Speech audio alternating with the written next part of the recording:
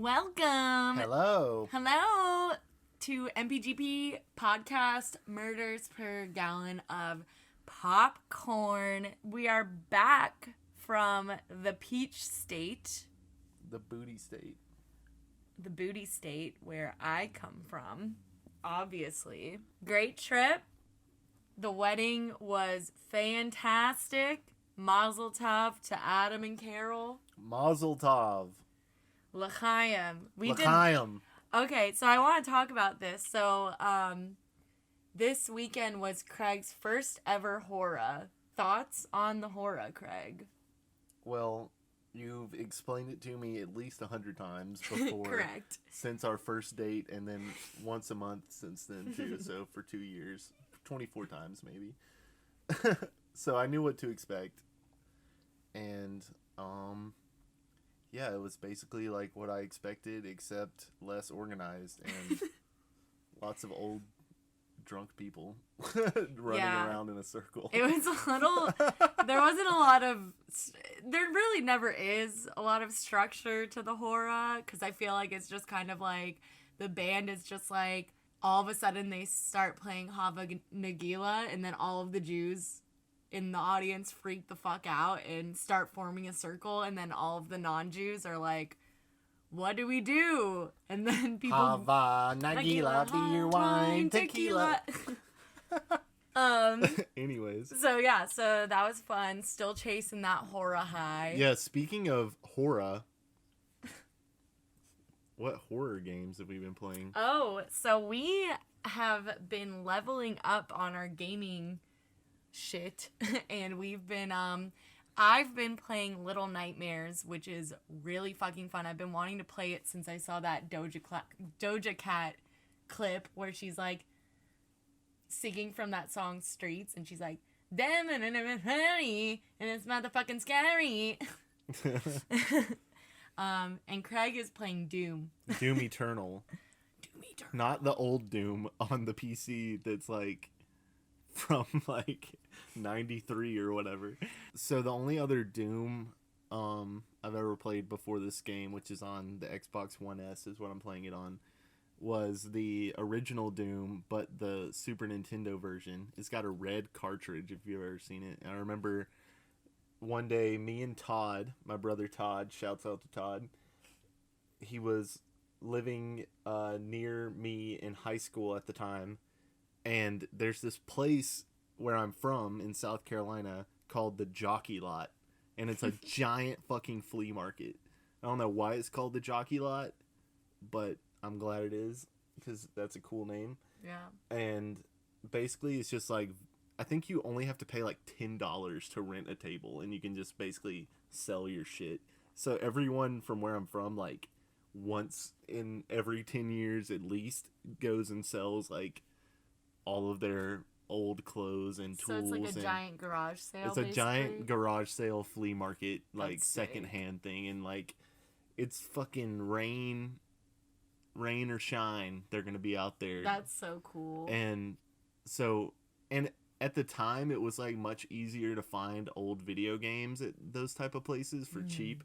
Like people would just like take their whole Super Nintendo shit from like the 80s out of their attic and just take it down to the Jockey Lot and sell like everything for $10 or whatever.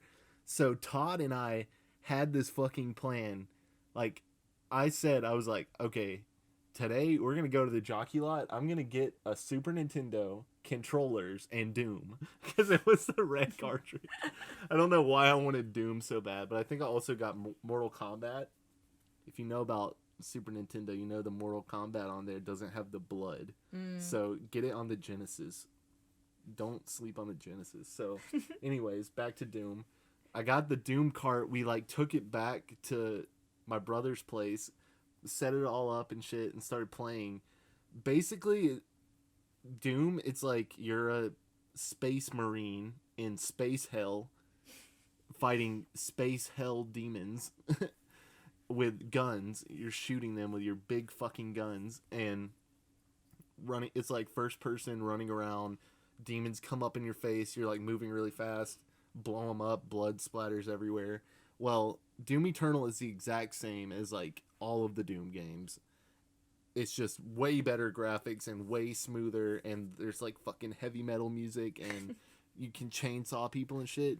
But it was crazy to play because that first game, it's like the same game as the original Doom. It's just the original Doom looks like the graphics are coming from like you're playing it on a potato or something. Like you just stuck the cartridge into a potato. Oh my god.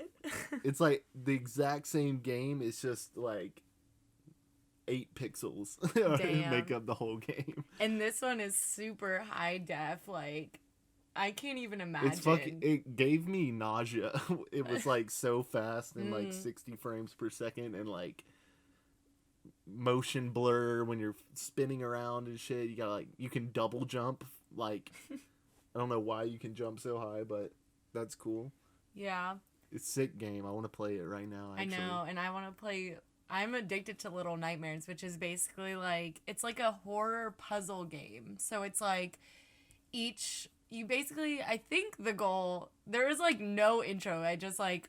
I got it, and then as soon as I started playing it, it was just like immediately like... Okay, you're this, like, little girl thing, and you have, like, a yellow raincoat, and you just, like, have to just navigate all these different hallways and rooms and stuff, and so far, the monsters I've had to deal with are, like, kind of, like, weird leeches, and then there was this, like, really scary, like, long-armed man that was blind, and then now I'm at the level where I have to, like, avoid these, like, chef, like, very large chef, like, it's insinuated that they might be twins or something, or, like, sewn in, it's very weird, very, like, Burton-esque, and spooky, but also, like, I keep calling it cute, and Craig's like, it's not cute. I'm like, nothing about this is cute. I think it's cute! There's, like, little, like, weird ghost things with, like, cones on their head. They look scary. They look like the fucking Silent Hill guys.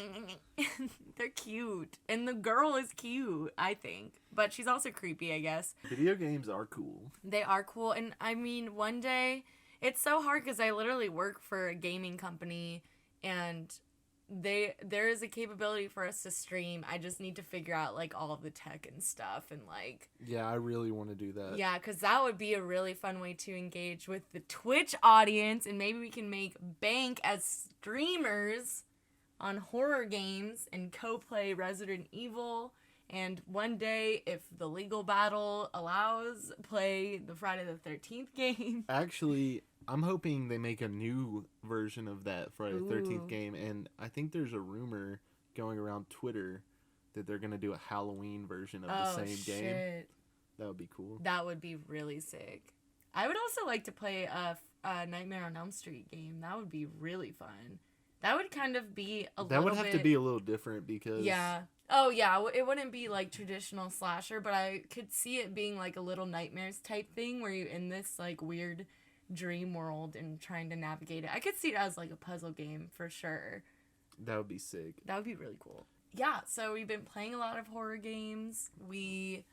What movies have we seen since we got back from Georgia? I feel like we weirdly like have been kind of busy in the nights. Oh wait, what did we watch on Monday? We've been getting busy in the night. Oh yeah, we watched fucking the remake of Night of the Demons, which was so dumb, but God, I loved it honestly. The remake of Night of the Demons. That shit looked like a direct to DVD. Like it's in the same section as like the porn at your local FYE. Yeah, it's like trash. It's like.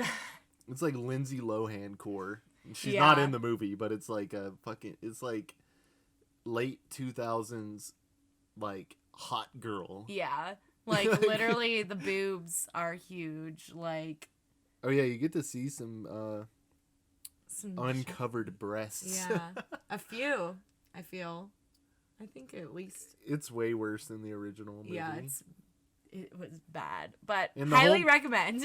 The whole movie we were trying to decipher if it was referencing the original in certain ways, or if it was referencing the sequels to the original, which we haven't seen. Oh, and we were also trying to figure out. I still don't know. I thought that they're like some of the characters from the original reprised their roles or just like played new characters in the remake, but I couldn't. Yeah, it was like out. there'd kind of be like random weird scenes, like when like a character is like, I don't know, like there's weird scenes where it seemed like the interaction between like the characters who are supposed to be like 20 somethings, and then like it would be like a random like 45-year-old character, like 50-year-old character, like talking to these like vague young adults, basically. It's just like, okay, imagine a bunch of like 45-year-old schlubs show up to your Halloween party, and you're just like, your friends' ages range from 18 to like 25, and then there's just like 10 45-year-olds, and I'm like, why are they here? And like Edward Furlong is one of them, and this is like the fat, like sad Edward Furlong, and he looks fat and sad, and he like plays a drug dealer, and it doesn't seem that far off from like what he would be like in real life. Yeah. Fucking Edward Furlong. So in the original Night of the Demons, there's like one of the main girls, like, or one of the girls that like dies like pretty quickly or gets possessed pretty quickly. She's like dressed in kind of like a baby doll-ish like dress, and like there's literally a scene where she like bends down and you can like see her like panties or whatever. Oh yeah. And then like in this remake, there's trick-or-treaters going door to door. And I really think, I wish that I looked this up. Maybe I can look it up right now. But I really think it's the same actress because she's dressed exactly the same and does the same, like, weird panty bit, but to, like, 10-year-olds, which was really weird to watch.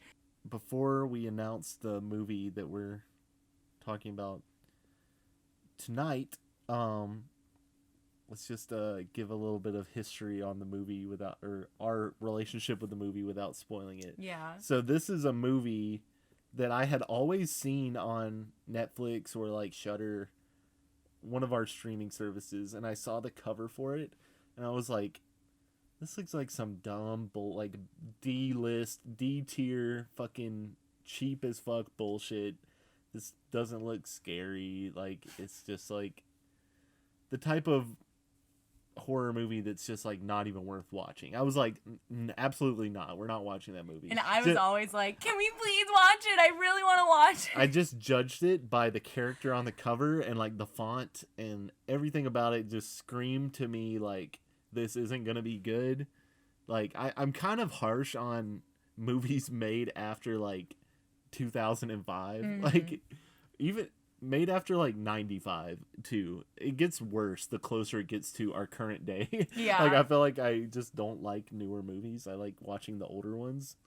I've always been that way. Same with music. But so I was just completely judged this movie. It wasn't until more recently, especially since I started running our MPGP Instagram account, which you guys should all follow. I follow a lot of horror content creators, and they talk about different movies and what's going on in like the horror scene. People fucking love this movie and say that it's like one of the good new slashers. And if you think about it, there's not a ton of them really that are like iconic killer slasher movies. The movie is called Terrifier. Probably the scariest movie I've ever seen. Hold up. So this movie's from 2016. I'm going to be honest with you. We haven't done our homework a lot on this movie. We don't have a lot of background. Yeah. But I will say, I know there's a sequel coming out in 2021. That's this year. So that's and we will be seeing it in theaters. I want to see it in theaters. Double vaxxed. Let's fucking go.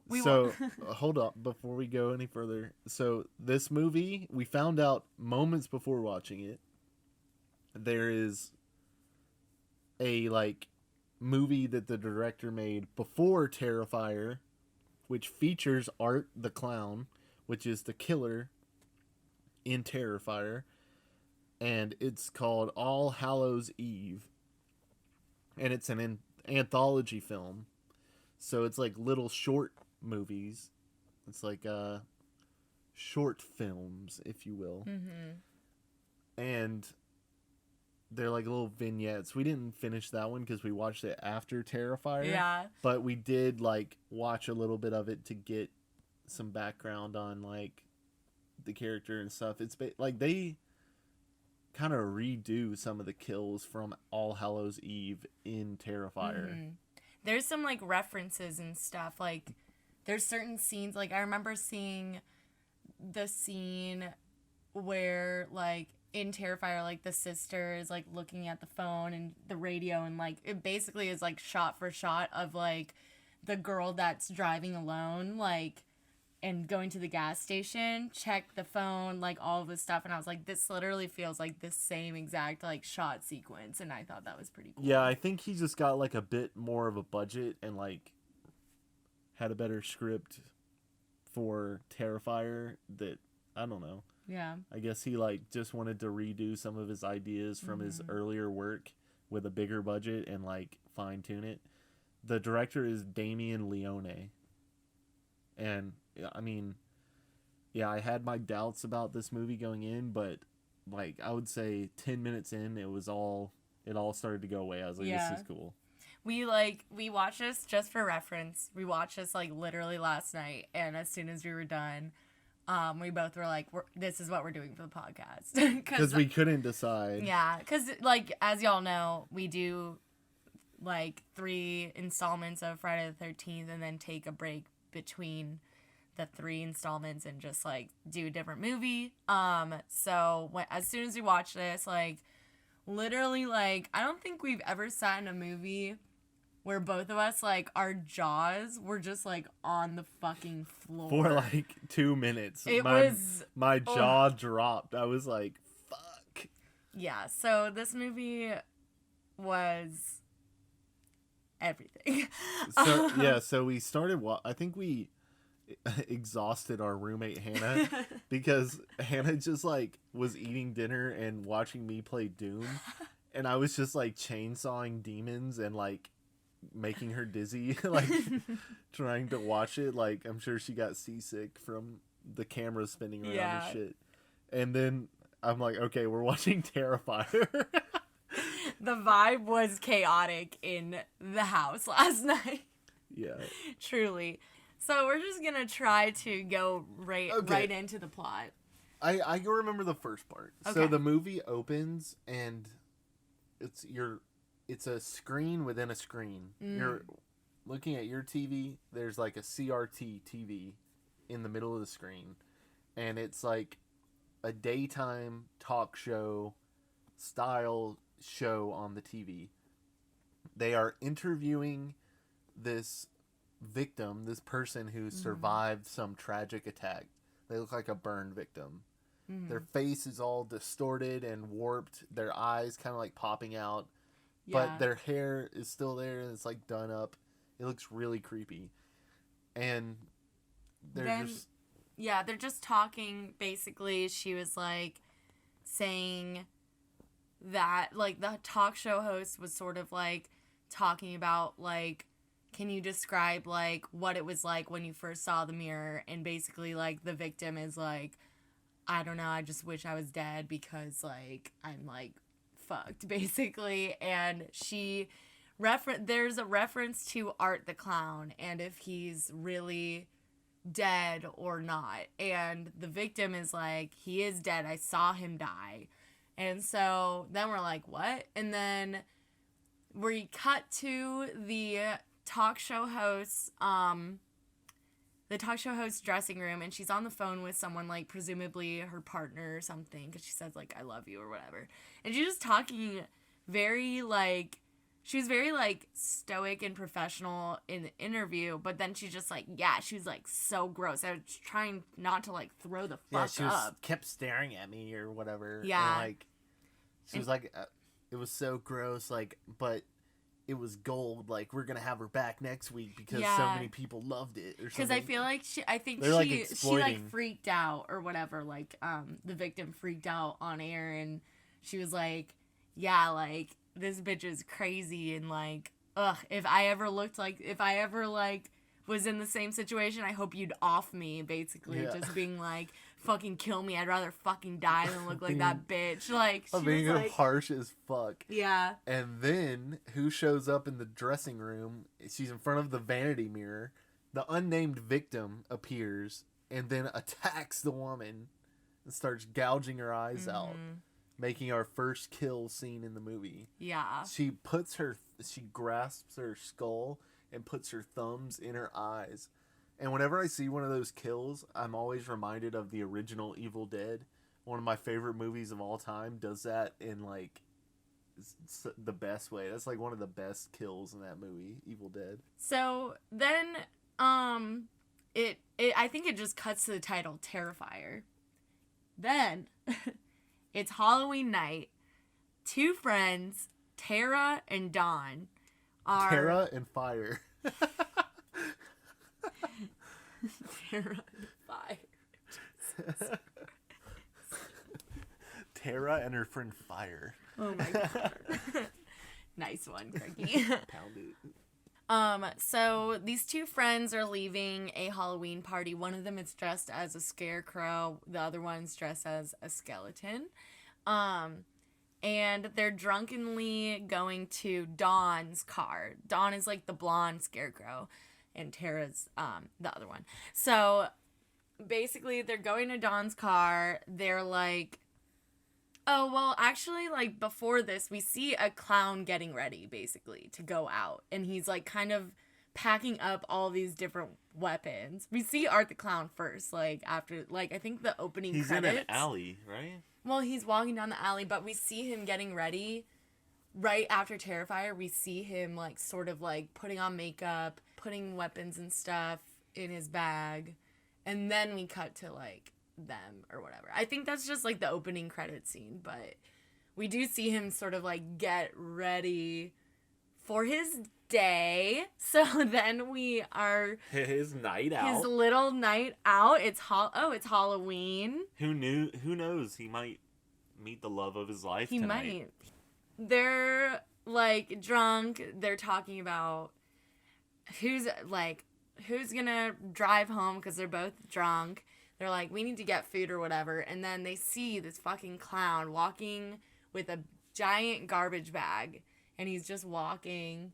And Dawn starts, like, kind of fucking with him. And she's like, hey, sexy, or whatever. And Tara immediately, like, she has the fucking ick. She has, like, intuition major.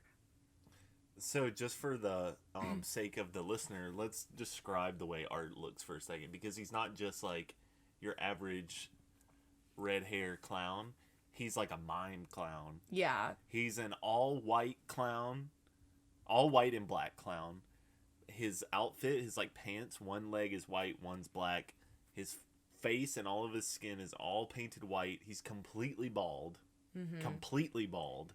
He's got a big hooked nose. It looks like mine, but a little bit sharper. And more bumps. And big cheekbone. Yeah, and he's got like mime eyebrows, like big cartoon half moon eyebrows, and then like black on his mouth, black on his eyes, and like a tiny top hat. Yeah, he has a little tiny top hat. And his teeth are bloody red. Yes. He looks terrifying. So fucking he is literally the scariest clown I have ever fucking seen. Yeah. Ever in my life. Period. Like, bye. Fucking... If you're afraid of clowns, this movie's gonna fucking wreck you. Yeah. I'm not even afraid of clowns, and this one's creepy as fuck. It's so scary, y'all. Okay. So, this fucker is walking down the street, and Tara, rightly so, is fucking scared of him. She's always scared. From the moment she sees this character, she's afraid, and she continues to be afraid. And Dawn is a fucking dumbass bitch, and she's like, hey, sexy, my friend likes you, or whatever. And I'm like, and she keeps being like, he's harmless. I'm like, oh my god, like, literally, if you were my friend, I'd be like, I'm getting an Uber, goodbye. Yeah, you die. Literally. You die at the hands of the clown. So eventually he just like, I guess he just disappears. Like they look away and then look back and he's gone. So they're like, okay, we're gonna go get some pizza. So they go to the pizzeria on Halloween night, probably after midnight. They're the only ones there. There's 2 guys that work at the pizza place, and then there's these 2 girls. All of a sudden, our boy Art the Clown comes in and plops a seat kind of diagonal from the table where he can see Tara. And obviously, like, stares at them. Staring, like, scary stares. Very scary stares. And then, I can't remember if he starts smiling immediately, but he's, like... Mm-hmm. Like making faces and like acting clown-like at them. And Tara is like, what the fuck? He's freaking me out. Like, I feel really weird. Maybe we should take the pizza to go. And Dawn's like, there's your friend. She's such a He likes you. He's looking at you. Not only does she do that, but she has the fucking audacity to go up to this fucking scary clown that literally has like blood in his mouth. And she's like... And a big bag. Yeah. And she's like, can I take a selfie with you? He doesn't say anything. He literally looks at her. He, like, looks... His look is, like... Let's just say, also, he doesn't say anything ever. Yeah, he doesn't talk. So, she just, like, sits basically on his lap and is, like, taking selfies with him. Oh, it's so scary. I'm literally like, what the fuck are you doing? And he's just, like, staring at her and then staring back at, Tara. Yeah. And so... She takes, like, 4 selfies and is, like, arm around him, like, kind of kissing his cheek and shit, like, playing with his hat. Yeah. Like, pulling his hat, which is on, like, an elastic string around his chin. Yeah. She's being a dumbass bitch, basically. So Dawn sits back down, and then Art stands up from his seat, and he goes to the little, like, it's like a little, like, you know, at pizza places, they have, like, the ring, like, or they have, like, little prizes and stuff. You put a quarter in, and you turn the dial, and you get, like, a little prize or sticker, tattoo, or a ring or something. So he, like, theatrically does that, and gets a ring, and he, like, puts the ring on Tara's finger, and, like, is smiling or whatever. And then... I think, like, the pizza guy comes and he's just kind of like, is he bothering you? And Dawn's like, this is the first instance of Dawn being like, he's harmless. It's fine. And Tara's, like, looking, like, fucking scared. And he's like, okay, well, like, if he's bothering you, I'll, like, kick him out. I'll take care of him, whatever. So Art leaves to, like, he goes in the back room or whatever. And then you just hear... Yeah, like, he just like, at this scene, you kind of assume he's, like, going to the bathroom or something, but he kind of just, like, goes into the back, and you're like, what the fuck? Like, where do you get... You don't work here. And then, he gets kicked out. So, they're like, whoa. Like, he gets kicked out because he, like, basically spread, like, shit and and blood and, like, all this, like, shit. Was it actually shit, or was it just... Okay, so the character that works at the pizzeria goes into the back, and he's like, oh my god, he fucking destroyed... Like, you should see what he did to the bathroom or something, talking to the other coworker, who might be his son, I don't know. Yeah. And, Yeah, when they show it's, like, bloody looking. Yeah. It looks like gore splatter, and he really wrote gross on the wall art. Yeah. He made some art in the bathroom. So they're like, ugh, creepy. And then so Tara and Dawn go back to Dawn's car after they've eaten and absorbed all the alcohol from the night. And they see that Dawn's car tires are slashed. So they're like, fuck. And at first they're like, they should have known immediately that it was the clown. But at first they're just like Dawn, the idiot, is like, why does this why always happen to we me? have such bad luck tonight? I'm like, that was definitely the fucking clown. Yeah, because he saw them at the cars. And Tara does say, like, no, that was that clown. And Don's like, no, he's harmless. He's so nice. So Tara has an older sister that she calls. And the older sister picks up. The older sister's name is Vicky. So Tara calls her sister Vicky to come pick them up. And they just sit in the car and wait for Vicky to come get them. Meanwhile, Tara has to pee. So she goes up to a guy named Mike. He's a pest control worker who's just outside of this kind of like apartment building, and she's asking if she can use the bathroom there. And he's like, oh, well, I'm not really supposed to do this, but yeah, sure, you can go use the bathroom. So she goes to the bathroom, and then she encounters this like woman who I think is squatting in the apartment complex, and she's referred to in the credits as Cat Lady. So this character that you meet in the abandoned building, she's immediately like, she's a stereotype of like crazy person. Yeah. She like says things that don't make sense, and she's holding a doll. She's holding a doll and like telling Tara that it's her baby. Mm-hmm. And then it's revealed that it's a doll, a porcelain doll in her hand. And she's like assuming that Tara is moving into the building, even though like there's no reason you should think that. And also this pest control guy that just let her in is saying that the building's been like condemned and is getting like bug bombed. Yeah. So that they can kill like all the roach and rat infestation or whatever.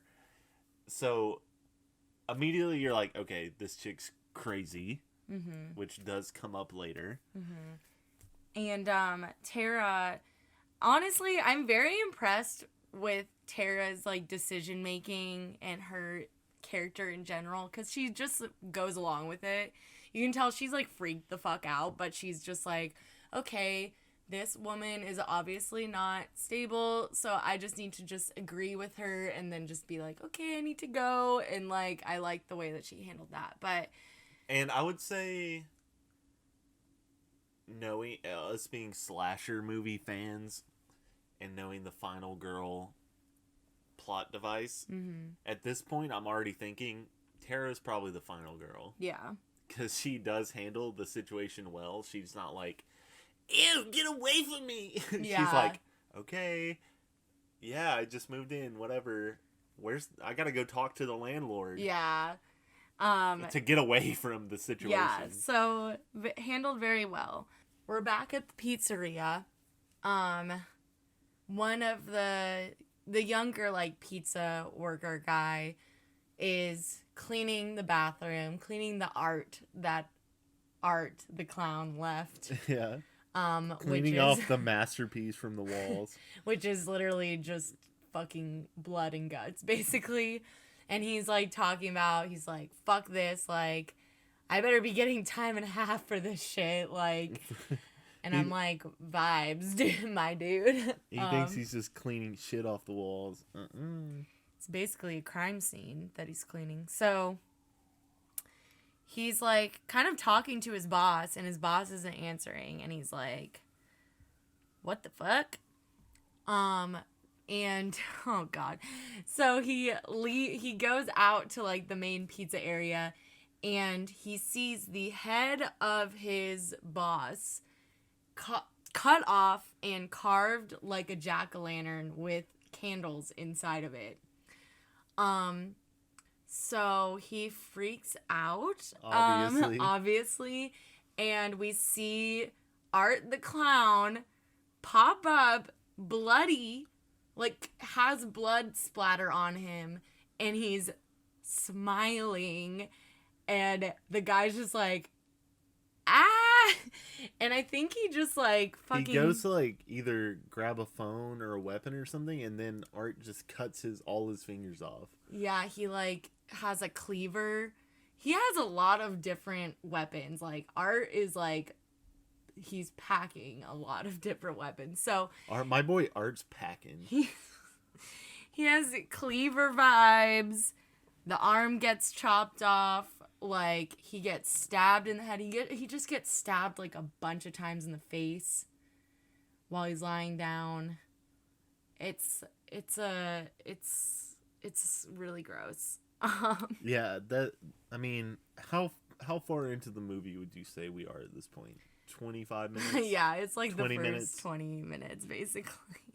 Like, yeah, what you expected to happen starts happening. This fucking clown is gonna murder everyone, basically, and he's starting with these two unsuspecting victims, making the first two not cold open kills. Yes. So, rip pizza guys. Pour one out for our working class dudes. So that kill at the beginning was not Art.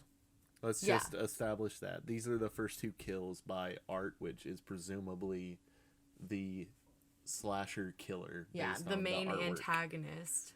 Yeah. So, back at the apartment complex / Dawn's car, Dawn is sitting down in her car. I don't know. She's just, like, fucking around. I think maybe... So she's listening to the radio in her car, and she hears about what happened at the pizzeria, like, on the news, basically. Yeah. And she's like, oh, fuck. And then she's like, oh, my God, like, what the hell? Like... And they literally say, like, look out for a clown, like, with white, like, they describe this clown that she's been saying is harmless this whole fucking time. They killed 2 people at the pizzeria that they were just at. She's like, fuck. And then as soon as she realizes, she looks to her right. Someone goes into the car. She thinks that it's Tara. She's like, Tara, you'll never believe, like, what I just heard on the radio. And she looks, and it's fucking Art next to her. And he has, like, the scariest fucking smile ever. He's, like, smiling, and then I think he just, like, knocks her out or something. And then it cuts back. It cuts before you see anything. Mm-hmm. You just know that he got to her. Yeah. Presumably dead. So, the exterminator is off doing something. Tara is... kind of like in the basement bathroom area, and soon she runs into basically Art the clown, and he has blood on him, and it's very obvious that he is there to, like, fuck shit up. Like, she was, like, right the whole time, and she, like, immediately, like, is in go mode. She's, like, hiding from him.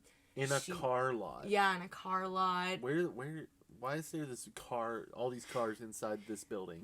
The setting is it's all in this, like, weird abandoned, like, apartment / like, part of it's in a warehouse, part of it's in a basement, part of it's in a car lot. Also, we assume this is in New York City. Yeah, I think it's in Brooklyn, because at one point, like, we see a shot of a wallet and it has a Metro card in it. Oh, yeah, it has an MTA card. Yeah. So that was what gave it away. Yeah, so, she's avoiding him. She's in a car lot. She's hiding between cars and stuff. Eventually, Art catches her, and he has a scalpel in his hand, and he starts, like, stabbing at her leg. At her calf muscle repeatedly. Ooh. Like, repeatedly piercing her leg. And this comes after, like, a very tense moment where they're having, like, a stare-off, kind of.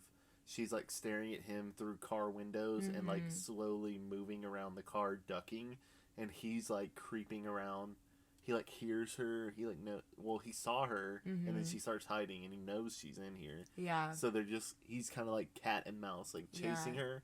And then you're, like, she's, like, makes a run for it at one point. She's like, fuck this, I'm gonna go. Yeah. And then he just starts stabbing her leg out of nowhere. Then somehow she, like, finagles her way out of that. And, like, she's a fighter, so she's, like, fighting back and stuff. She gets stabbed, but then she picks up, like, a crowbar that is lying on the ground and, like, whacks him, I think.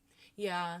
And or it's, like, a file or something, and then, like, they struggle a little bit more. She eventually gets the scalpel and, like, stabs him with that somewhere. Yeah, and she gets away, basically, and then she, like, hides behind something. He's, like, approaching her, and then she just grabs, like, a little, like, thing on the ground and throws it, so he thinks that she's, like, somewhere else, and then she just makes a run for it in the apartment itself.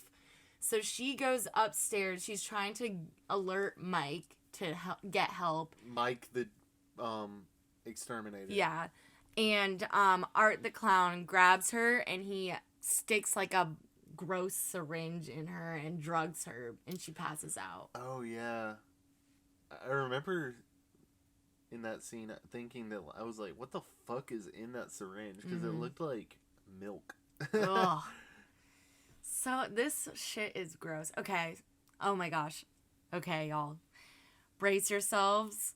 I might even, like, even though this is a podcast about gore and horror, I will say, like, for our listeners that are listening just because they're friends with us and they don't like horror, I would recommend skipping through this. So this next scene is where our jaws hit the floor with this movie.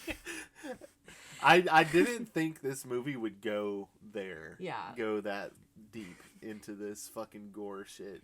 And you know, it's funny because I feel like we always, whenever we watch Friday the 13th, we're always like, I wish they took it there. I wish they took it there. I wish they took it a little farther. Yeah. But once we got there in this movie, I was like, maybe that was too much. It was a lot. This is a very cruel movie. Okay, y'all, here we go. So Tara wakes up. She's tied up. She's in a chair. Yeah, she's tied up in a chair. She has duct tape over her mouth.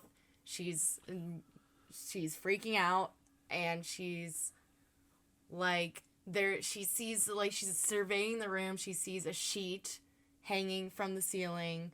She looks. Art is, like, fucking around, like, there's ruffling just, like, around in his bag of who knows what. And then he starts, like, kind of fucking with her, so he's, like, acting like he's gonna, like, hammer her, and she's, like, screaming, and then he does that like 3 times. Yeah, he keeps, like, faking out that he's about to murder her, and I'm like, what the fuck is this? And it's so scary. And then he's like, I think he, like, does, like, the 1 second thing. And he takes a handsaw. He, like, jokes that he's gonna, like, cut off her head. And he doesn't. And then he's, like, he sneaks up to the fucking sheet. Like, comically. This isn't a funny movie. And his movements aren't funny because he's so scary. Yeah. But, like, he's still moving kind of like a clown. Yeah. It's just scary as fuck. He moves the sheet. Dawn is strung up upside down from, like, a little gantry style structure. It's like a rectangular structure. Her legs are spread. So feet in the air, legs spread. Wearing underwear. No top. You see her boobs. She's upside down. Her mouth is covered. Her hands and arms are tied behind her back. And then you realize, oh, he's just going to fucking brutalize this chick and make her friend watch. Yeah. Okay, y'all. Last chance. Art the clown he, like, does a little, like, weird thing where he, like, takes off her underwear, like he cuts them off or something. So, but we don't see, like, her vagina or anything, but her vagina.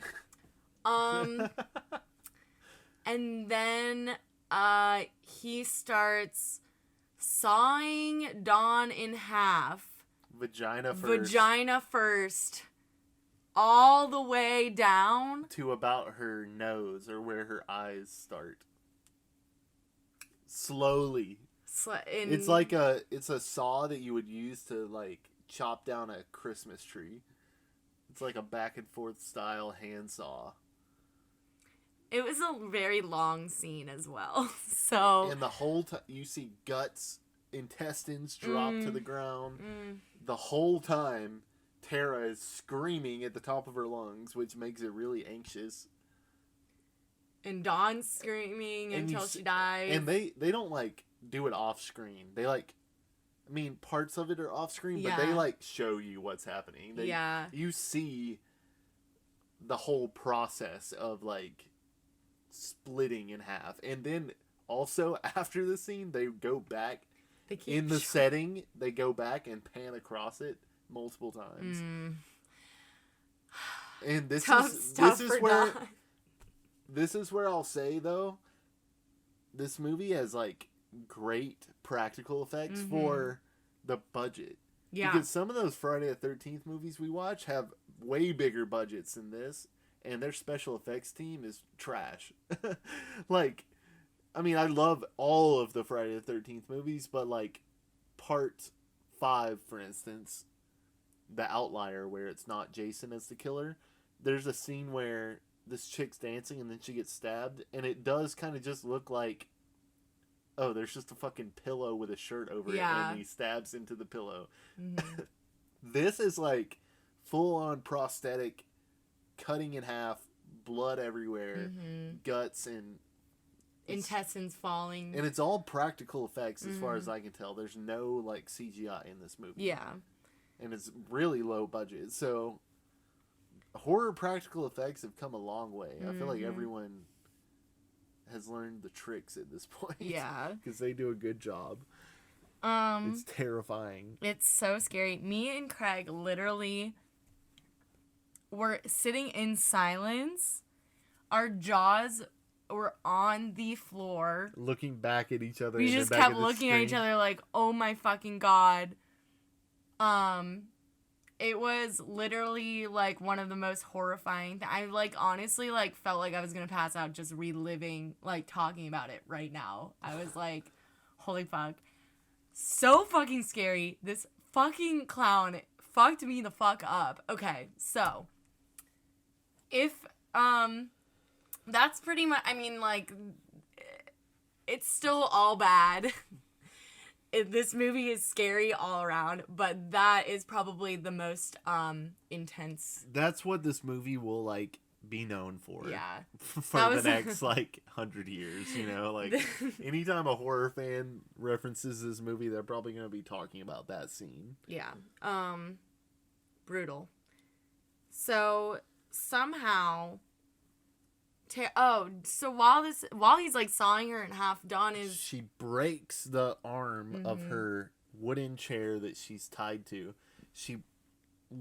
Her arms are tied to the armrest of the chair, and she's just, like, pulling against the chair enough to where eventually the arm breaks off. And then she has a free arm that's duct taped to this chair, and then she uses the wood from the broken arm to release herself from the duct tape, and then untie her legs, and then she's free. Yeah, she's free. She's Art running. notices this. Yeah, he starts. He's not all the way through Dawn yet. He makes it almost all the way through, and then he stops. Dawn's already dead. Yeah, basically Tara was, like, screaming and shit, and this is, like, you can see the exact moment where she's like, okay, like, shit is fucked up.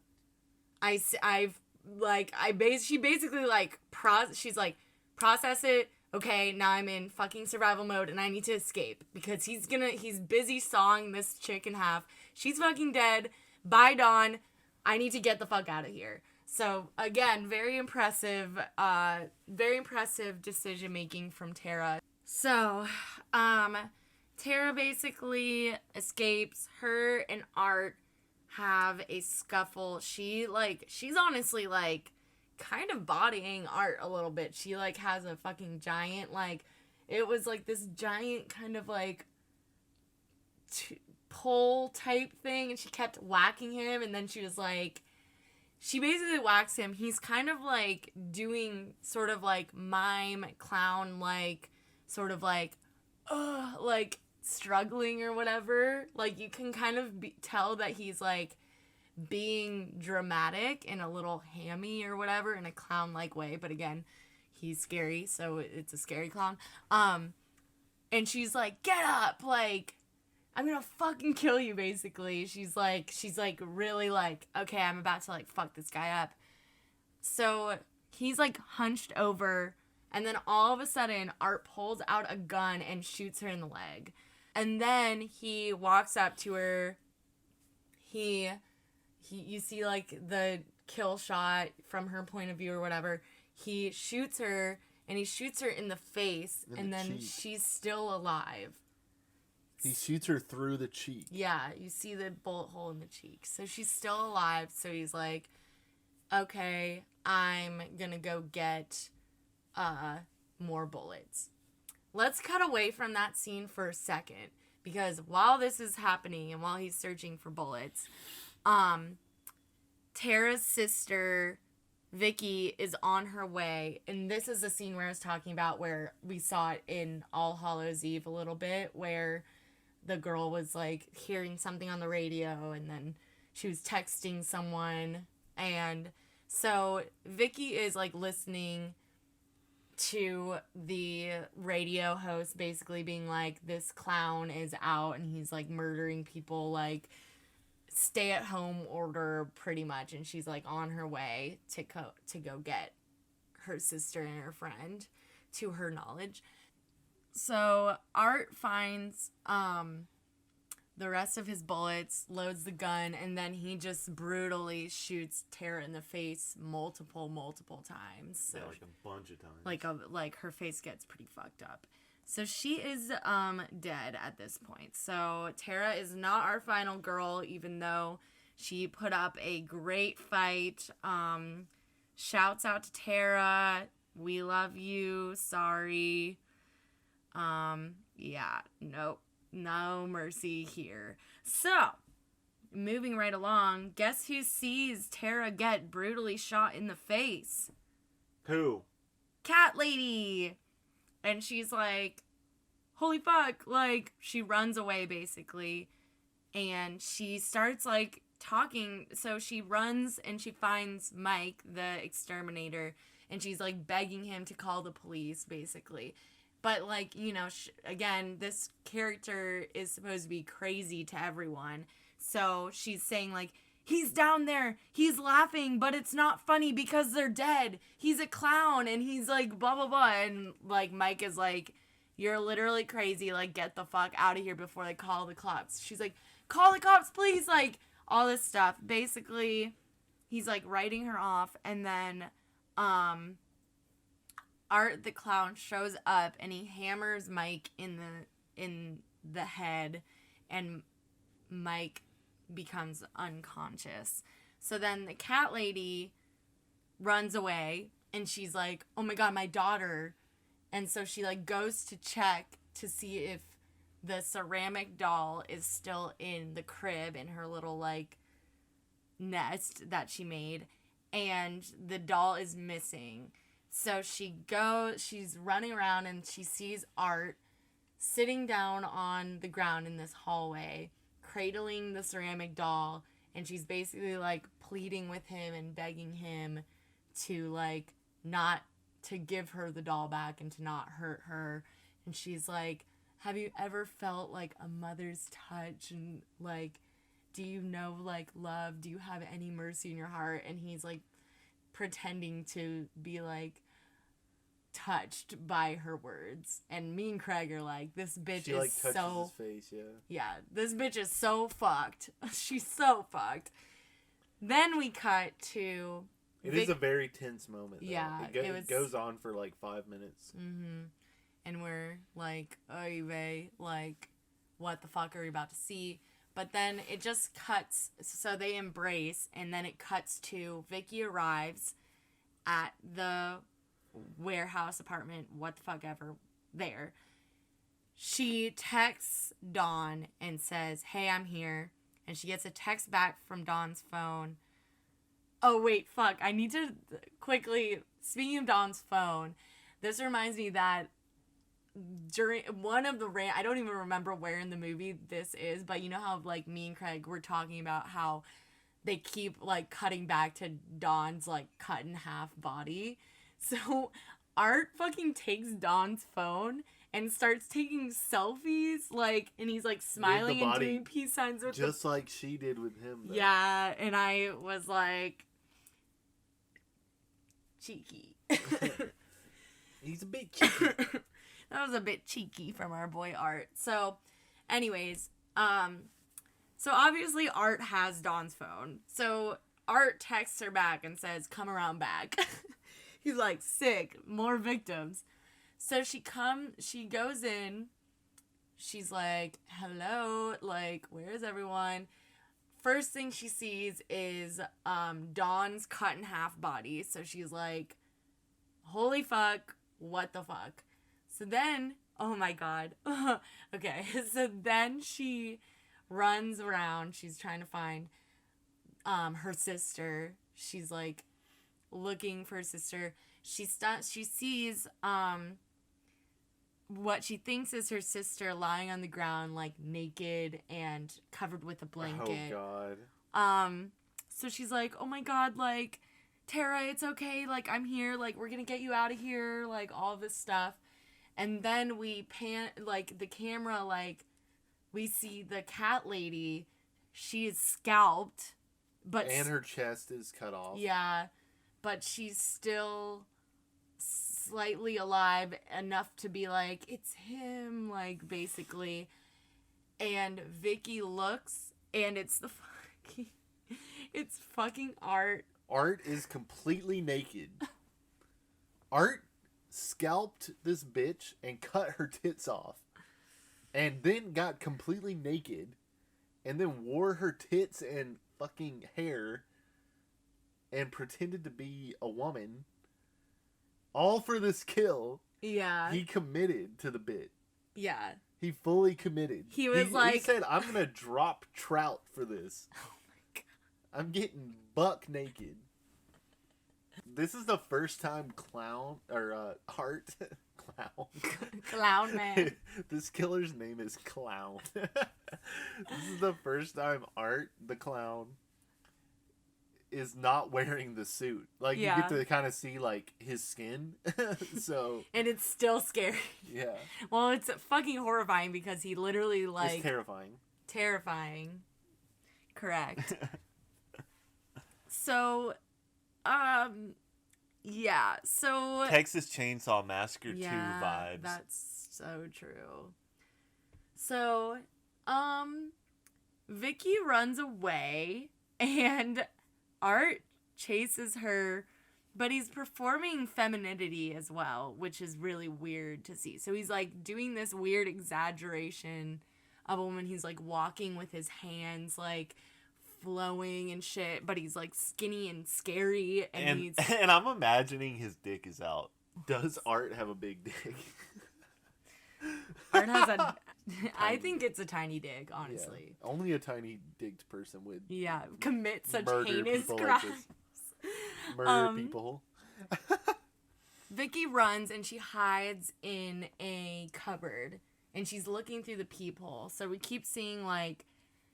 We see the cupboard with, like, we could see her eye clearly, and Art, and then we see the flip point of view where it's just, like, a circle, and we see, like, Art doing, like, a weird dance, like, insinuating that he knows that she's in there and that he's about to, like, kill her, and he starts shaking the fucking thing.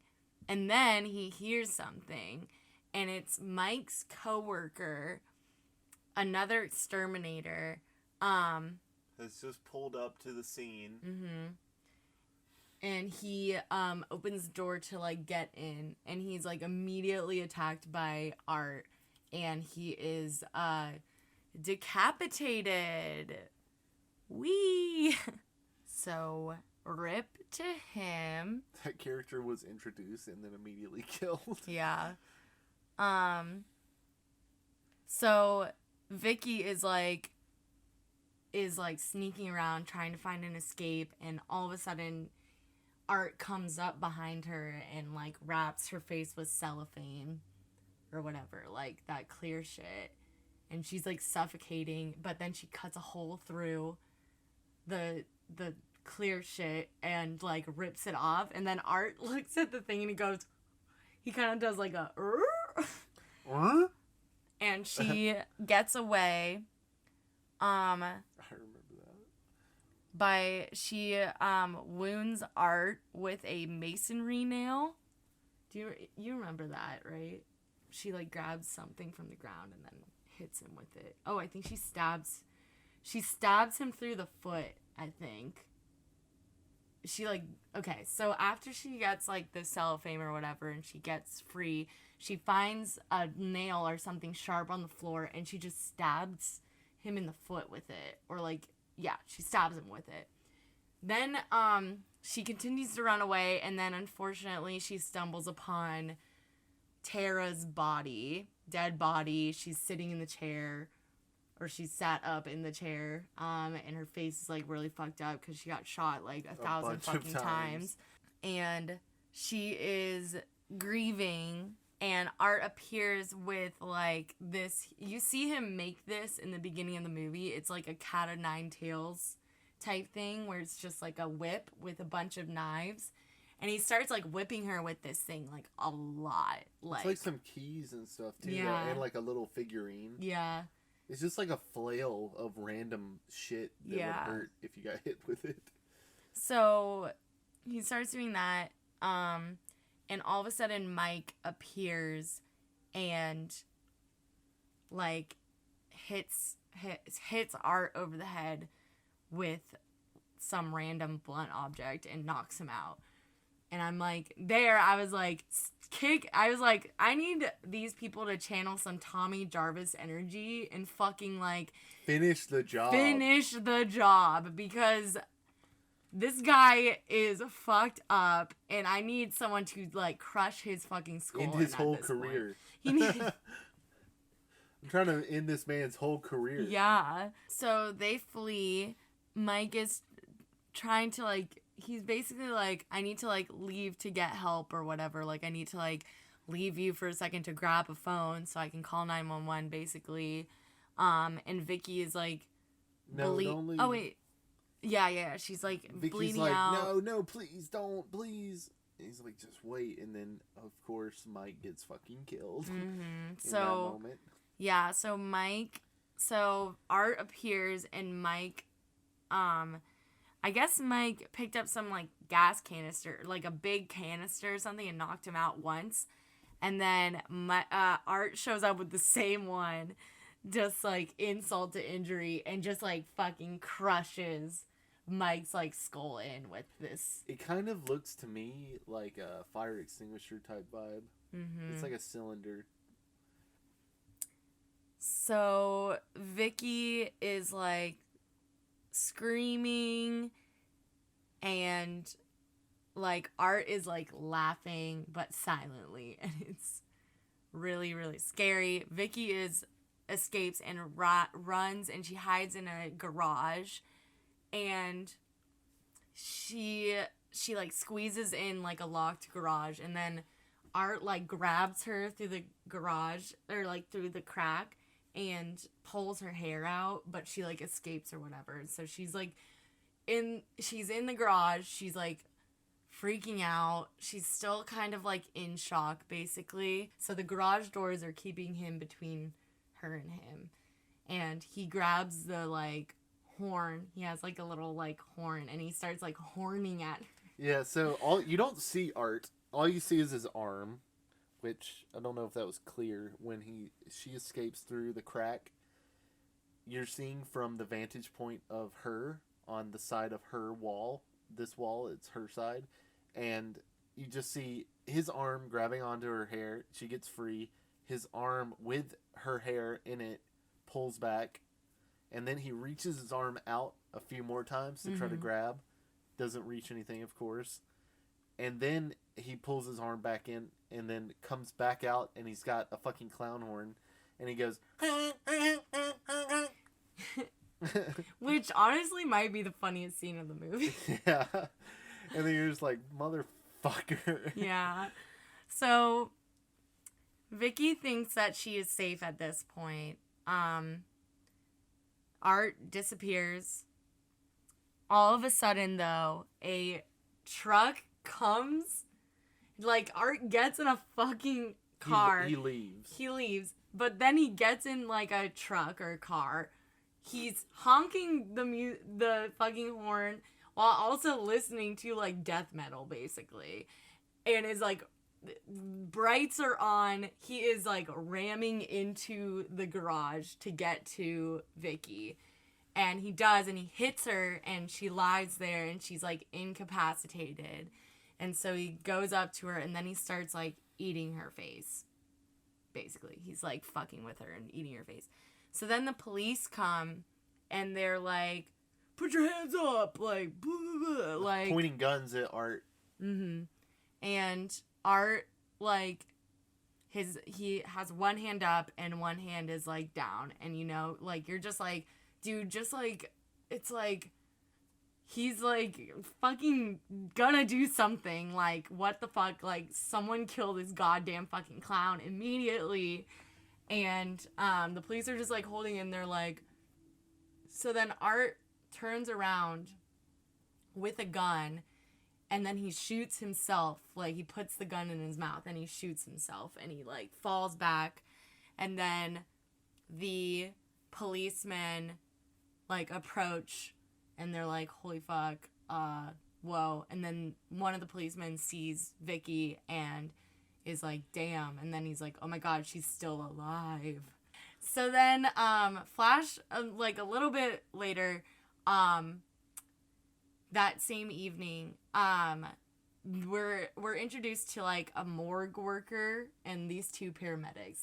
They're bringing in all of the bodies. I think they brought in Mike and Art. But also, I'd like to point out that this fucking morgue looks like like, what the fuck? Is this just in somebody's fucking apartment basement? Like, yeah. It's the shittiest looking set I've ever seen in my life.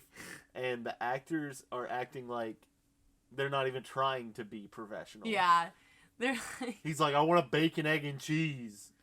Yeah, and it's also like this guy's like a fucking morgue worker, and people like died, and then this he's is just a like, DIY morgue. Yeah. this is a morgue run by like some fucking community leaders. Oh like, my god, this is not a professional environment. So yeah, so basically, they bring in Mike and Art, and they're like talking about these like fucking dead bodies or whatever.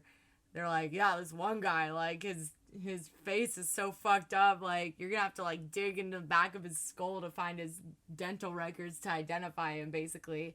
And then they're like, yeah, and then the other guy is the guy that did it. And he's like, damn. And then he's like, oh, shit, there's, like, they found more bodies, so you're gonna be here for a while. And he's like, you better bring me a bacon, egg, and cheese. Yeah. And they're like, okay.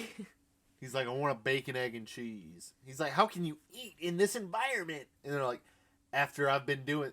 Or he's like, oh, fuck. After I saw a dude who ate a baby or something. No, it was after I saw an 8-month-old microwave... After they got microwaved.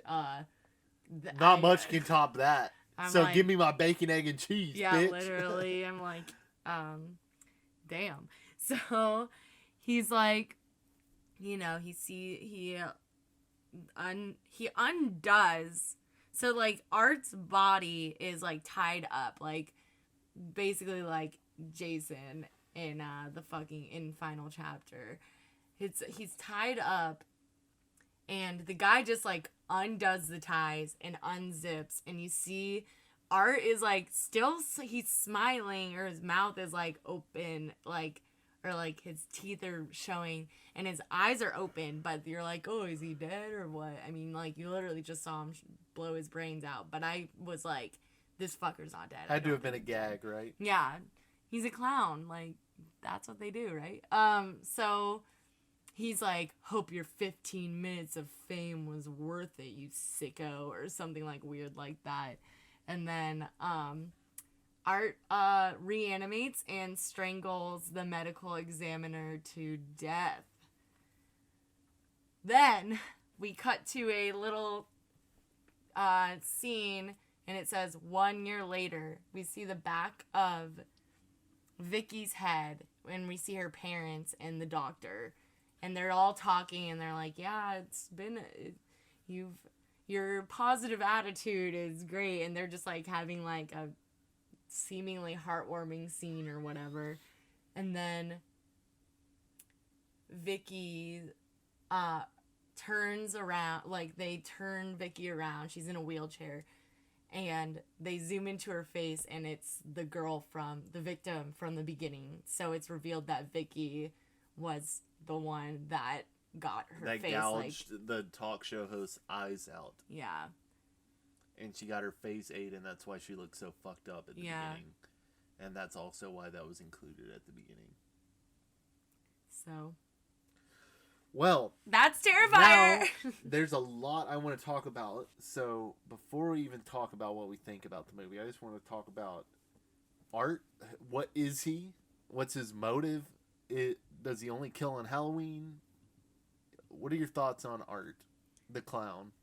Art, the clown, he is one of the scariest antagonists in a horror film I've seen to date. I think a lot of that comes from him being silent, and a lot of it comes from his overall look. I think his mouth is like the scariest thing I've ever seen, and his movements. I think part of it also is the lighthearted nature with which he goes about doing all these like things. So he does things, but it's all a joke to him. Yeah. It's scary. It's like he does all this horrific shit with a fucking smile, and while he's like laughing and just like doing like clown behaviors while like I feel like it's just kind of like, think of the scariest clown you could ever think of, and then make him a mime. and then make him a mime, then multiply it by 1,000, and then you have Art. Do you think that clowns and mimes go to the same school? Because you know that there's like clown school that people always talk about. It's clown like, college. He went to clown college. Yeah. But then there's also mime school, right? That's it. Are mimes just French clowns? I think so. Mimes. Like, because I would say Art is a mime. Obviously, they're very similar, but just the black and white aesthetics plus the silent nature. Like, I wouldn't think of clowns usually as being silent. I agree. And I think where the clown vibes are like the sort of like weird gags that he does, like with the horn, and like he has like his bag of tricks, basically, of tricks meaning like of all of his various murder weapons. And the mime part is the exaggerated movement and like his emotion. Like he will like do like an exaggerated frown when he's like, I have to pretend to be sad, or like I have to pretend to be hurt. But then he'll, like, laugh and shit, and he just never speaks, or, like, yeah, he is scary. Obviously, he withstood some damage. Yeah. I mean, he, like, shot himself in the head. It's not said that that's a gag. Yeah. Or, like, he has some, like, special effect magician trick to make people think that he blew his brains out. We see it. We see his brains get blown out of the back of his head through his mouth. And I'm just thinking he must be a supernatural type. He must be a Jason or something. He is supernatural because... But the difference between Jason and him is Jason, we get some backstory. He's got motive. You know, like he's getting revenge or whatever. Like he was bullied as a kid, drowned, survived, mom murdered, trying to get revenge for him, then murders people. It's like, it's far-fetched, but they give you something. Yeah. There's nothing about Art. We don't know anything about Art besides that he's just, like, a clown. We don't know where he comes from. There's no background, so I'm just wondering, is this going to be explored in Terrifier 2? Maybe. But also, like... I kind of like that we don't have a background, because then it makes him even more of just kind of like this terrifying being, and it's more of like he's like a concept almost. Like There's no real, like, honestly, in Terrifier, there's no real story or plot. It's literally just like Art murders clown people. kill people. Yeah. Horrible death. Like, kill, kill, kill. Like, literally, it's just like there's no... It's basically like someone who grew up with 80s slasher movies and took everything they liked about that and just made it the dystopian, depressing 2017 version. Mm-hmm. You know, like Damien Leone. Mm-hmm. So I'm assuming he probably grew up watching slasher movies because he made a slasher movie indebted to the slasher genre. But this one's just so nasty. It's devoid of any real plot, like you said. It's just depressing. It's a depressing, like, depraved serial killer movie. It's just like your worst nightmare.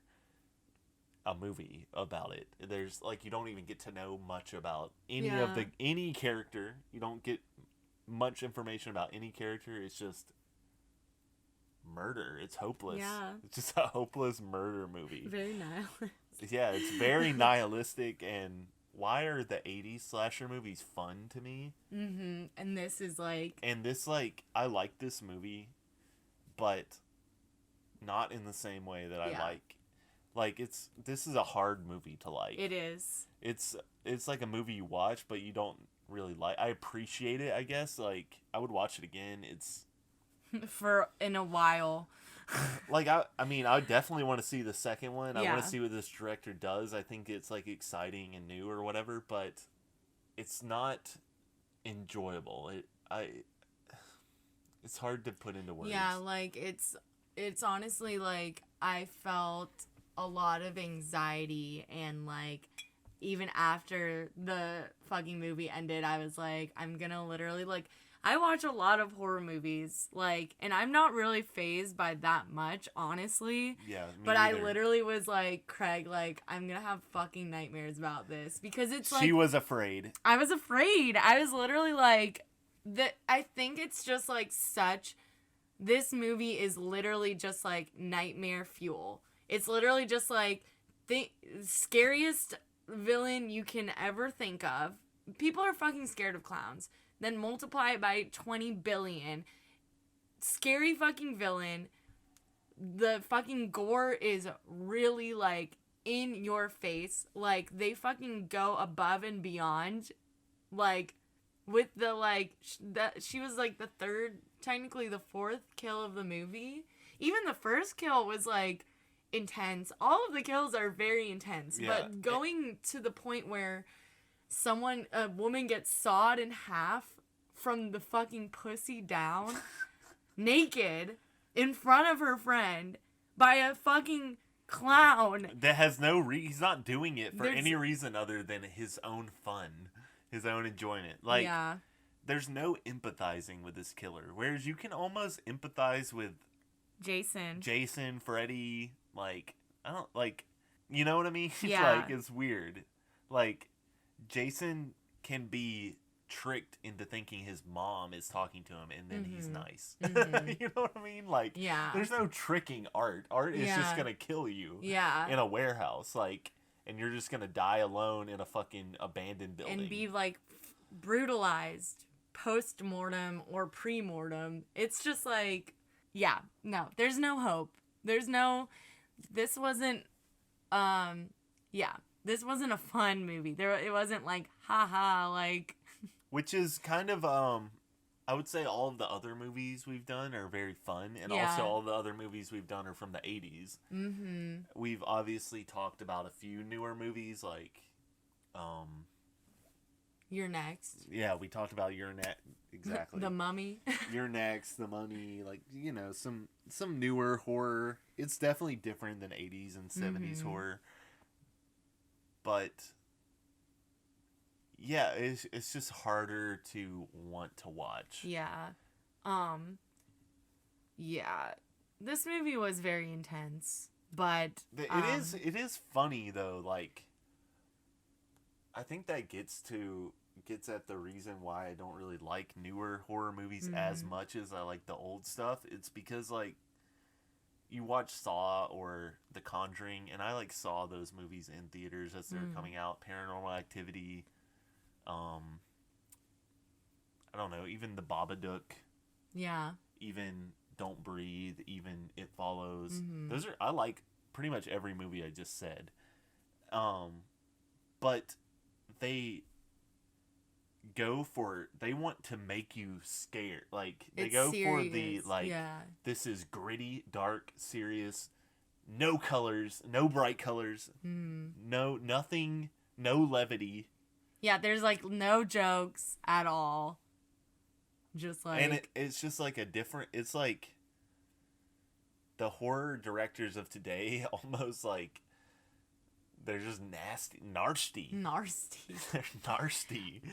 Deep down. Yeah. And maybe it's just like certain filmmaking techniques that have been established over time that make it like what's in style. It's the dark, gritty thing. It's like even that fucking leached into Batman and stuff. You know, like it's fucking Batman, and you're gonna make a dark, gritty Batman. Everything's dark these days. It's like our world is dark. Everything's dark. Yeah. Whereas at least in the 80s, it's like it's shot on like film, and it's like bright colors. Like everyone's dressed like very 80s, and they're having sex, and they're being funny, and like there's silly shit where fucking Crispin Glover's like, "Where's the wine opener?" and Jason stabs it through his hand. Like, even though that's like a brutal kill, like, or a brutal like gore, it's like funny because it's like a punchline almost. Like those films, like, it's like weird because it's like violence, but then it's like violence turned into a joke, and a lot of the time it's very self-referential and like, which to me intentional. Is also very similar to like metal.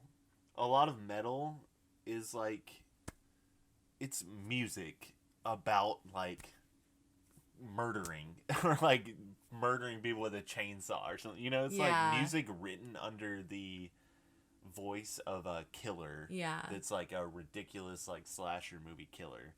Or it's theatrical. Yeah. Like, would it's you a say... show. Okay, so like, I would say like Friday the 13th Part 6 would be like King Diamond talking about his murderous grandma coming home or whatever. Or even better, it's like an Alice Cooper song. Yeah. Which is in that movie. Jason Lives. Like, Alice Cooper is a theatrical shock rock artist. He goes on stage. He's like got a big performance, pyrotechnics. He's like wearing leather pants and doing the whole like bit. It's a bit. It's a character. Like, there was more distinguishing reality from fiction. Yeah. I feel like in the 80s. Whereas today, it's like people just it's like the realism and the type of shit that happens today is almost just as dark as like the shit you see in the movies. Yeah. So true. So obviously the best kill, the cream of the crop, yeah, if you craziest kill in this movie is the sawing. So I don't even think we need to rank them. Oh my god. That's the craziest one. It's so scary. Is the getting sawed in half. Oh my god. Sorry. Yeah, so we're looking at a GIF of that scene again. It's just scary. So brutal. So I think that is like, you got to give it to that one. That is the centerpiece of this movie. The whole movie revolves around this one kill. I feel like they spent most of their budget on those practical effects. And honestly, there's not a ton of kills in this movie. There's not as many as like Jason Lives or So there's only 8 kills. I mean, there's 9 deaths technically if you're counting Art shooting himself in the head, but then he reanimates, so that's not even. But Art's victims are Steve, who was one of the Steve, who was one of the pizza men. He was the one that was decapitated off screen, and his head was turned into a jack-o'-lantern. Then there's Ramon, who was stabbed multiple times in the face. That's the other pizza worker. Dawn, sawed in half vertically with hacksaw. Tara was shot in the head multiple times with a handgun. The cat lady was partially skinned and scalped. Will, who was the other exterminator, was stabbed in the head and then decapitated with a hacksaw. Oh, he was stabbed in the head with a chef's knife and then decapitated with a hacksaw. Then there was Mike, whose head was crushed with a stomp, which I guess is like it's some kind of thing. And then there's the coroner, who was strangled to death. So, and then obviously in the cold open, we have Vicky killing the talk show host by gouging her eyes out with her thumbs. So that's a good question. For Terrifier 2, do you expect invincible art? I feel like Jason vibes? Yeah. Or do you think he's going to be human, grounded? I can see invincible art for Terrifier 2, especially because I feel like that would definitely fall in line with like a sequel trope where it's like we have this indestructible this indestructible fucking like force, basically, that he encapsulates pure evil, basically. I think it's hard. Like, it really, you could see either way. I personally think that he's a supernatural being. I personally think that he's a supernatural being. The kill at his suicide. Yeah. He actually shot a bullet through his skull, and then it just, like, reformed, because, like, if I remember correctly, you see, like, splatter from the exit wound. Yeah. And then when you see him on the coroner's table, there's none of that. Yeah. I think that, like, when I was watching it, honestly, I was like, that was a gag. Or, like, like, literally when I watched it, I was like, that's not real. I was like, that's not real. Like, whatever. Because I was just, like, so scared about this fucking clown that I was like, that's a trick, like, or something. But now that, like, after watching the movie and talking about it, I do feel like, and also seeing All Hallows Eve, where art was the common thread in all of the mini movies in the full movie. Mini movie. Petition to call short films mini movies. I do think that art is supernatural, and I think that he is supposed to represent complete evil. That's a good point. I almost see him as like the embodiment of evil or something. Like he's like, but then there's like the like radio broadcast. Yeah. Makes it seem more like he's just like a killer on the loose. Mm-hmm. But to me, he just seems like I know this isn't the case, but I could easily see like a backstory where it's like he's this thing that people see. He's like a figment of your imagination or something. Because it's so ridiculous. Like, it doesn't necessarily seem like a grounded killer. Yeah. But there is precedence with, like, killer clowns with John Wayne Gacy and stuff. Do you have any, like, curious thoughts you had while watching the movie about the filmmaker's intent or anything to discuss? So what do you... Well, I did think that we noticed the film is colored very weird. That's just what I was about to say. And I couldn't tell if it was like an intentional choice, a problem with our TV, or that's just the way like modern horror looks. But like everything was dark, but nothing was true black. Yeah, it was kind of... And maybe I just think about this kind of thing more because I am a photographer, and sometimes I'll get back like a roll of film and the black point isn't... It's not true. Where you want it to be to have like a true like velvety black that's like deep. because you want a full range of values. So sometimes, like, in this movie, the darkest it ever gets, at least in the version we watched on a streaming service on our TV, without adjusting any of the settings, and we don't have this problem with other movies, so I don't know. But the darkness, what should be true black, was kind of like a reddish gray. Mm-hmm. It was almost black, but it seemed like it could be upped a notch. Mm-hmm.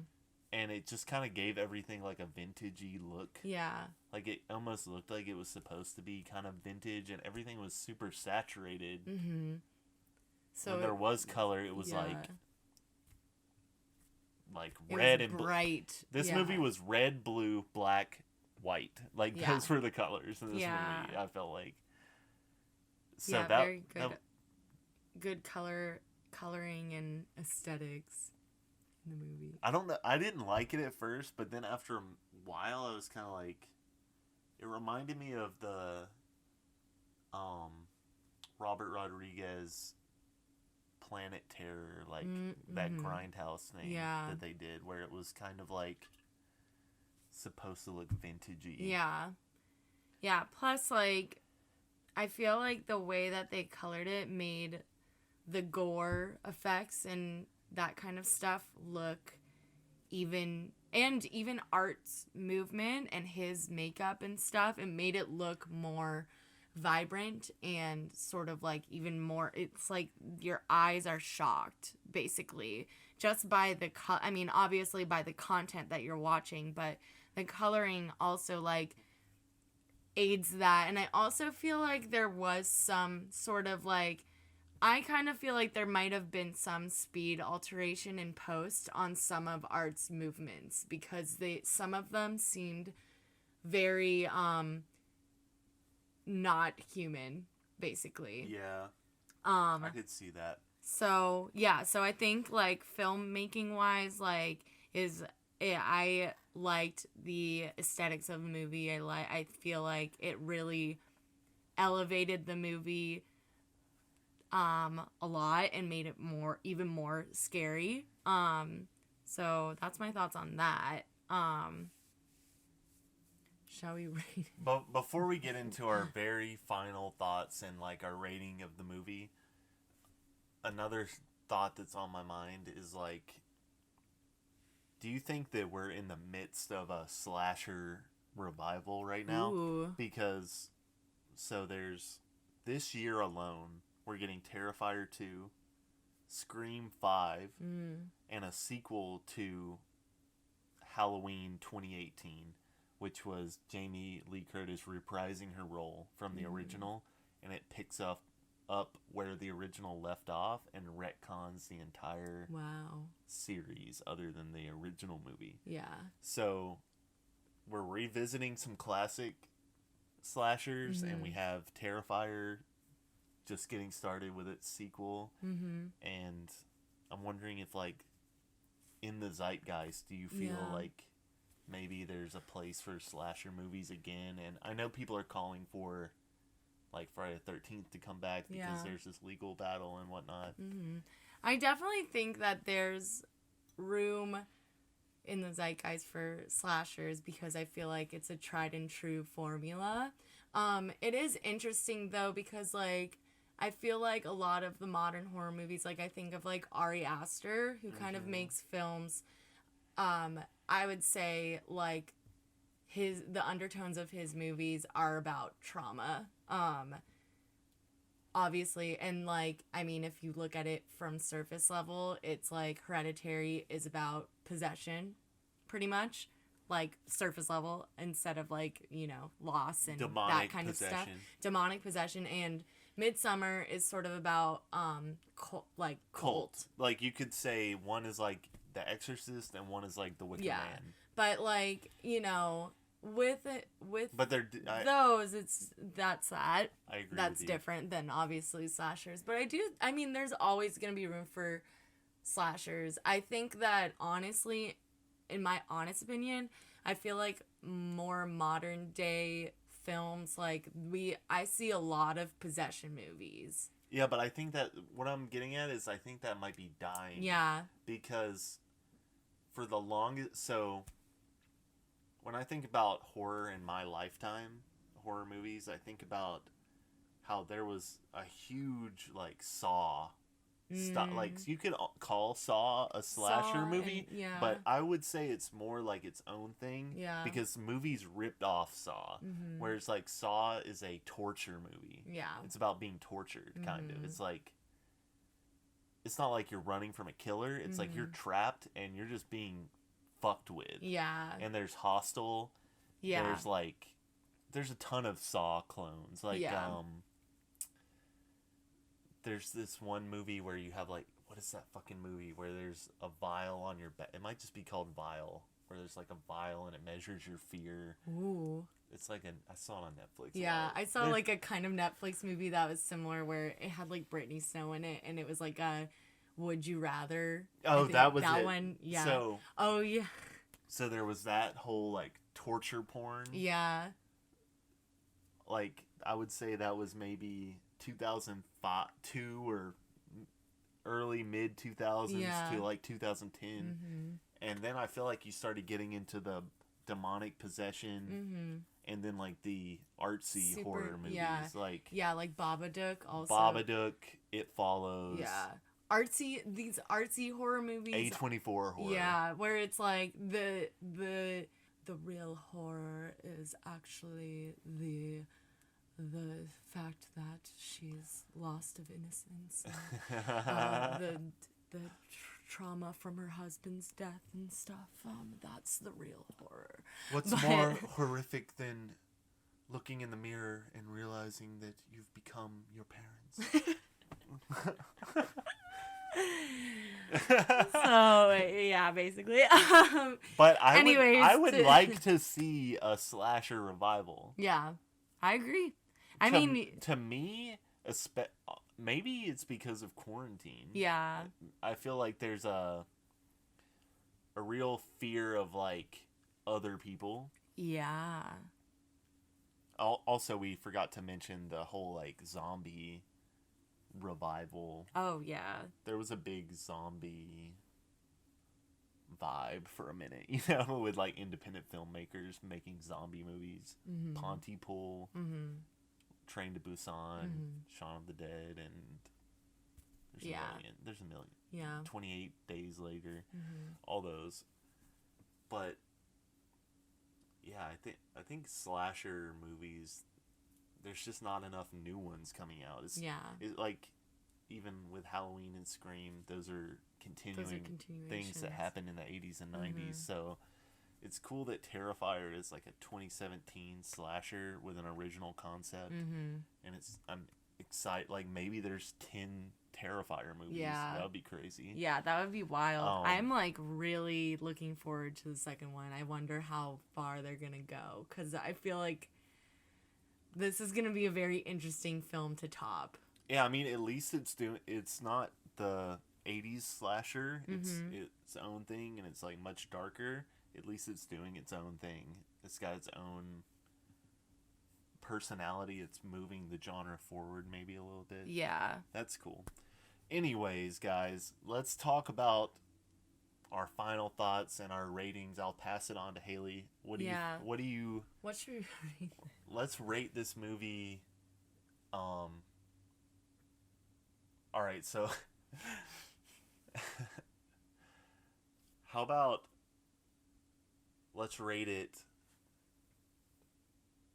out of 25 murder weapons in Art's bag. I was literally thinking that, dude. I was like, high five. Nice. Oh my gosh. What? Okay. Out of 25 murder weapons in Art's goodie bag. I was literally about to say goodie bag too. Damn, we're on sync. We're the same person. We're on fucking sync, y'all. Okay. 25 murder weapons in Art's goodie bag. I think I would honestly probably give this movie a 19, because 19 out of 25. Out of 25. because obviously, like we said, there's not much of a plot. I mean, there's a plot, but there's not much, like, there's not much to, like, it's literally just, like, clown kills people. But also, like, I honestly would not recommend this movie to anyone that did not like horror, because it's scary. Like, this is the type of movie that I think anyone that listens to our podcast, like, that's listening and being like, oh, it's Craig and Haley and, like, Banta. I mean, listen for the cheeky banta. And, like, you know, I mean, we've recommended Friday the 13th movies because I honestly feel like those are palatable, like, especially the newer ones where it's outrageous. Those are the type of movies where you don't have to be in a setting with your diehard horror fans. Yeah. Like, let's watch Terrifier. No, those movies are like, what if we watch Friday the 13th or whatever? Like, it'll be a little scary, but everyone can handle it. Yeah. Like, it'll be fun, but we'll be, like, excited. I would never show up to the party, like, and just be like, hey, y'all, like, let's watch Terrifier. I would not, like, no, we do this shit in secret. Yeah, so I feel like I have to knock some points off just for that, but, like, I still, like, this is, like, higher on the higher side of the rating because the practical effects are fucking sickening. It's honestly just, like, I like the aesthetics of the film, as I talked about, and Art the Clown is the scariest fucking character I've ever seen, and I feel like that definitely mad props, and I'm really looking forward to Terrifier 2. Take it away, Craig. So, I'm pretty much in agreement with Haley. No surprise. We pretty much agree on a lot of things. We're dating. We're the same person. If I had to give it a number, I mean, you're 19 out of 25. That's only 6 points from perfect. Mm-hmm. It's hard to think about that in relation to, like, out of 10. I know. So, but it doesn't fucking matter anyways. Let's give it I honestly want to give it a 21 out of 25. Yeah. Maybe. Mm-hmm. That seems a little bit too high because I do have some gripes with the movie. But let's just, for the books, 21 out of 25. I want to give it that because, one, it's a new slasher idea. Mm-hmm. Two, we looked at the budget for this movie. It's fucking low for how good it is. It's $100,000. $100,000 for a movie that might go down as, like, a classic slasher movie. Mm-hmm. And that's cool. Yeah. And what they did with it is really good, and it's effective. It's scary as fuck. So, I mean, like, yeah, if I want to, on Halloween, if I'm with a group of people, I would be like, let's watch this movie. We'll be fucking scared. This will be scary as shit. Like, I want to see some random, like, sorority girl cry. Like, that's how scary Probably this movie. Puke. Like, literally puke. So, things I like about this movie, I like that it's practical effects. Mm-hmm. Like, I can't stress enough how much I'm tired of, like, CGI. Like, all these fucking Marvel movies, all these comic book movies, it's so CGI heavy. And they act like it's good CGI. All CGI is bad. I fully believe... Flaming take right now. I fully believe there will probably never be good CGI. Some of the only good CGI I've ever seen, I said this was during The Mummy. I felt like The Mummy had some good CGI. Yeah. Because it was, like, cartoonish. Yeah. It was, like, Toy Story CGI instead of, like, realistic Marvel CGI. Mm-hmm. So, I just don't like fucking CGI. Let me see some artistry in the fucking practical effects. I want to see you sculpt the dead body. I want to see that madeness of, like, a practical prop that you can interact with in the real world. I feel like you just need that realness. Yeah. In a horror movie. Yes. And it bothers me to no end to see, like, they'll CGI anything. CGI shit you don't even need to CGI. It'll just be like a mask. Sometimes you'll watch a horror movie and a mask is CGI. It's like, just make the fucking mask. Yeah. Totally. So, I'm over CGI. So I applaud this movie for having practical effects and them being well done and scary. And I like that it's an original slasher concept, which I've already said. I feel like the clown horror, there's room in the clown horror genre to grow. What do we have for clown horror? We got Killer Clowns from Outer Space. We got It. And I mean, like, this is also the thing. Sorry to, like, can I just say this? Of course. This is also the thing. I feel like this movie kind of came about, like, there is, like, all these, like, weird clown sightings and shit, like, in South Carolina. Yeah, everywhere. I forgot about that. And it was, like, a fucking thing where people would just, like, see people dressed as a scary clown. And then it's just, like, okay, like, I think it was, like, there's, like, this phenomena where that was happening. In the suburbs. In the suburbs. And people were, like, I feel like it's, like, okay, well, that's kind of, like, I think that's why, Craig, you were so hesitant to watch this, because I feel like it's, like, so easy to be like, clowns are creepy. Like, I feel like that's kind of, like, a basic take, you know? Yeah, I thought it was just going to be one of those, like, schlock, like, simple, no thought put into it horror movies. It's like, let's put out a fucking B-movie, horror movie that goes direct to DVD. The cover of the movie on Netflix gave me mad direct-to-DVD vibes. Yeah. And I love trauma. I love low-budget horror movies, but, like, the whole direct-to-DVD scene where it's just, like, Sharknado or something, I don't fuck with that. Yeah. And this was giving me some Sci-Fi Channel original vibes, but it's not. It's not like that. It's just the clown and the font. Yeah, sorry, I interrupted. I forgot about that. Yeah. I want to read another. I want to revisit an article about that and see. There's a documentary about that as well. But yeah, I feel like, there's definitely room in the clown thing, and I feel like this isn't like a tired, like, maybe because he's more mime-like. I think that a clown is less scary when they talk, basically. I think most killers are less scary when they talk. That's why Jason and Michael Myers have been so successful in being scary, whereas Freddy has always been the jokester guy. Totally. That's so true. So yeah, of course, it's like, even with and Leatherface doesn't. Yeah. He just goes, the only killer I will say that does speak and is successfully scary is, like, Pinhead and the Cenobites, because they just come off as, like, I mean, their whole concept is that they are from another world and they know things that your human mind will never comprehend, and they speak to you like an authoritative god. Yeah. They're like, we have such sights to show you. Jesus wept. Well, that's what Frank says, but it's like, they're very, like, vague, and, like, you're just like, what the fuck? Angels to some, demons to others.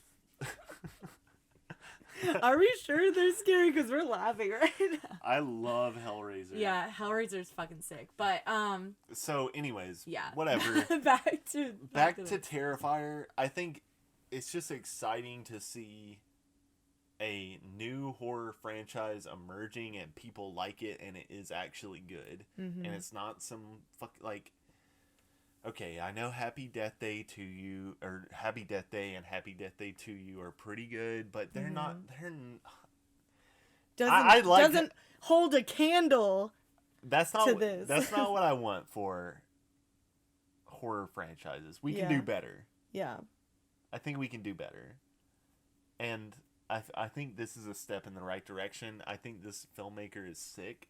Yes. I think this movie's sick. It's cool. It's just a little bit dark and depressing, and it makes me feel not good. Yeah. Damien. So in terms of MPGP, this isn't like the most MPGP movie. Yeah. To me, an MPGP movie is like waxwork. Yeah. I would not eat popcorn while I would not eat anything while Yeah, exactly. while watching this movie. It's just nasty. Narsty. But yeah, That's it. We did it. we like this movie. We hope you like it too. We hope you liked our commentary on the movie. Yeah. And guess what?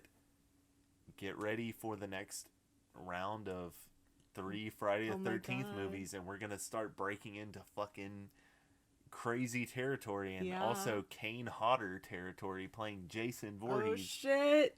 Shouts out to Kane Hodder. Shouts out to Amy, our friend who knows Kane Hodder. And it's her birthday today. And it's her birthday. Happy birthday, Amy. Happy birthday, Amy. Get Kane on the pod. We love you. We're so happy to know you. Yes. You're a horror queen. You're a scream queen. A practical effects fucking queen. Seriously, hire this bitch for your practical effects needs. So, y'all know what to do. You gotta fucking, if you want to listen to this podcast, I mean, you're already listening to it. I don't know how the fuck you're listening to it. If you don't know already, Spotify, Apple Podcasts, Google Podcasts, YouTube.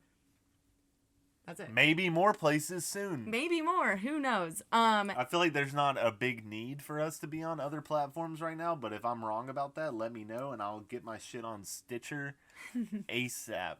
Yeah, just say the fucking word, listeners.